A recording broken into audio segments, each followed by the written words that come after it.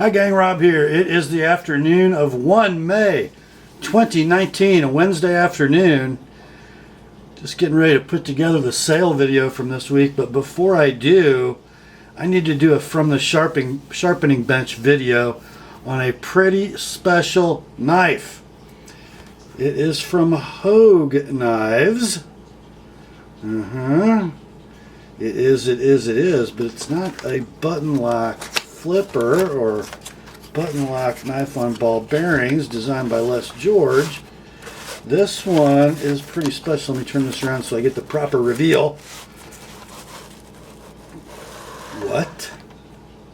What? Doug Ritter Hogue. You guessed it. This is the first one of these I've had in my hands, and it is really, really nice.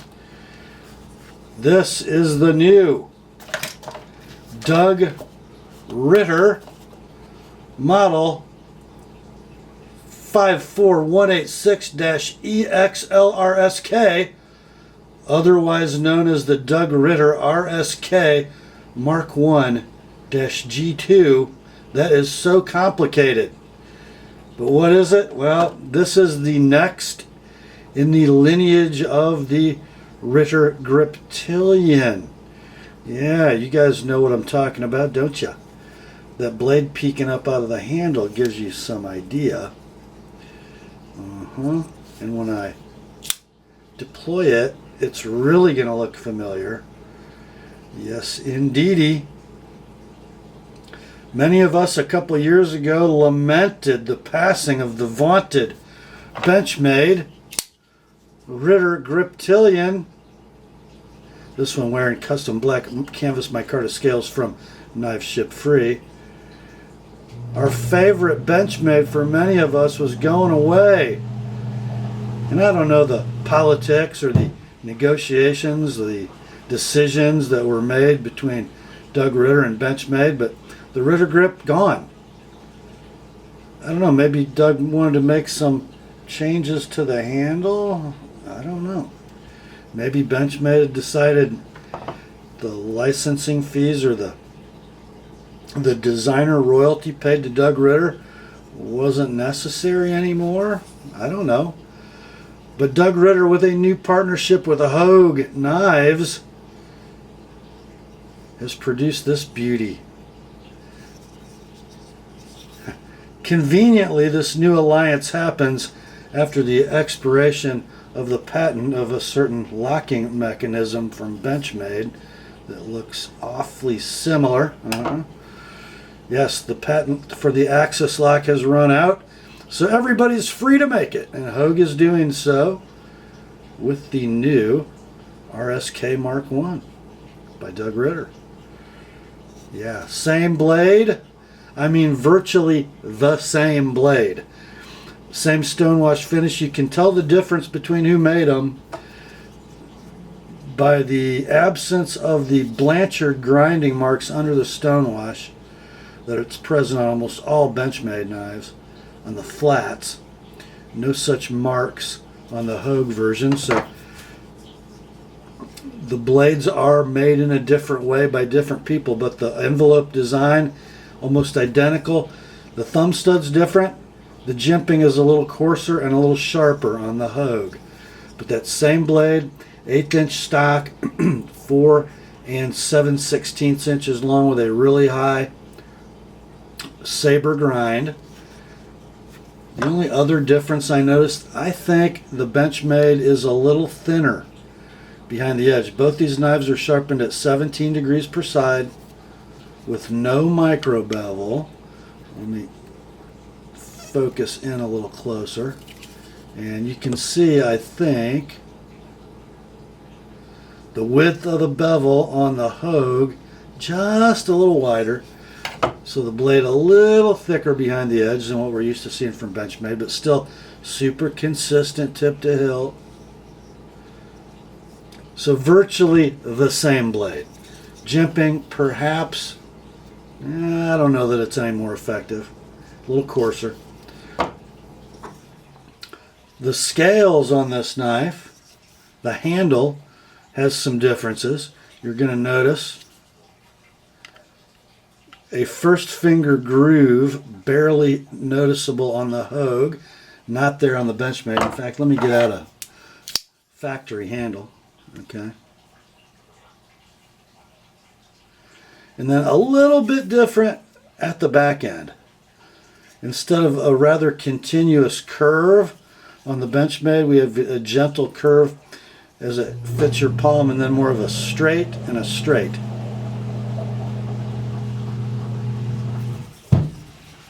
Length of the handles, a little longer. The Hogue probably 3/16 of an inch longer. Do I notice that? Not really. And then while Benchmade does offer a G10 handle in some of its griptilians, I don't believe one was ever offered with the Ritter grip. Hogue, however, has done a beautiful job with sort of a sunburst milling pattern on some black 3D machine G10 slabs. Nice deep carry clip, still ambidextrous for left or right hand tip up carry. The pivot system looks like it could have come off of a Benchmade knife. I mean, it's very similar. We have a flat female cup exposed into the handle on the Hogue, which maybe isn't quite as elegant as the domed variety that you get on a Benchmade. Well, at least on the new Benchmades, the old ones had the flat, so yeah. A little different ends on the axis bar. And of course the thumb stud a little different. It's kind of interesting, isn't it? They put the finished side of the thumb stud, the side without the fastener, on the show side for a lefty, and the screw visible on the show side for a right-hander. I think that's a bit odd. I'd have probably done it differently. I've always wondered why they put the screw head on the show side of the handle too, but Benchmade's done that for years. So do I notice that detent, so to speak, for the index finger? I do notice it. Is it better or is it worse? I don't know. I can take it or leave it. You know, all the other grips are going to be very, very similar. Do I really notice? I can't tell you one handle's better or worse than the other. And then a little bit of difference in how the partial liners are secured into the handle on the Hogue Ritter RSK. You've got one body screw holding the liner in here, and then the back of the liner has a little tab that goes up and catches this first body screw. There is no cross post without a fastener in the RSK from Hogue like there was in older griptilians, which either one works fine. I think this maybe works a little better. Of course, it's an axis lock knife on washers. And this one, guys, I did sharpen this knife. Obviously, it is a From the Sharpening Bench video. And I did it at 17 degrees per side with no micro bevel. I didn't even add any oil to this knife. This is exactly how it came from the factory. So, not quite a free dropper yet. I'll drop a couple of drops of KPL in there, and I bet you it will go free without even having to move the screw. Super clean construction. Let's see, is there blade play? Absolutely not. So the interface between the ramp on the tang of the blade and the axis bar are perfect right out of the box.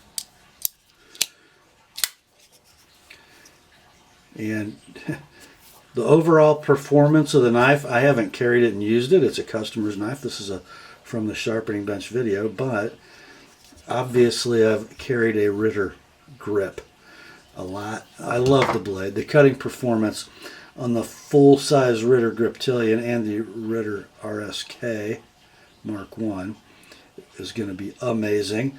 This is an M390 super steel from Bowler.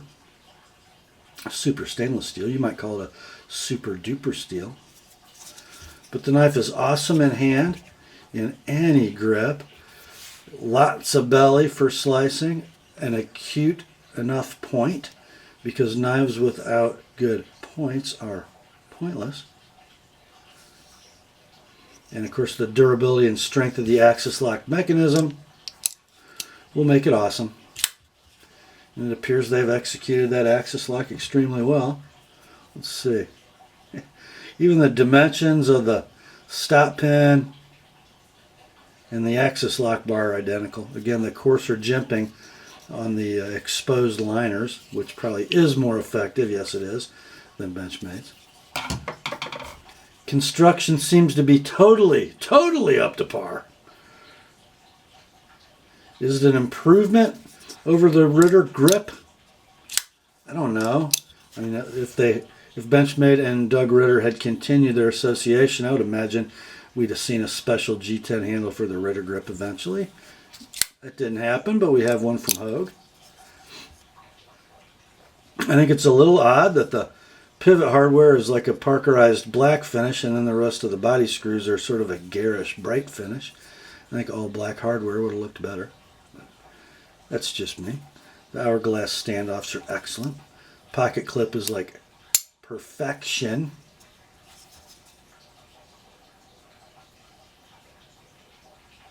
Nicely stonewashed stainless steel. I'll betcha they're going to sell as many of these as they can make. As you guys know, what are these, high 100s? I didn't even look. You guys probably know, or you wouldn't be watching this video. These knives, if you can find them on the secondary market in pristine condition, as this one is, you know you're going to pay $250-ish for it. So is the Hogue knife a good value compared to the secondary market for the Ritter Griptilian? You bet it is. And you can make the case that it's pointed more nicely than the old Ritter grip. So what the heck? Buy 3. These have been available for a while. They're probably sold out as I make this video, but expect more of them. Heck, Hogue might have to build a new factory just to make these.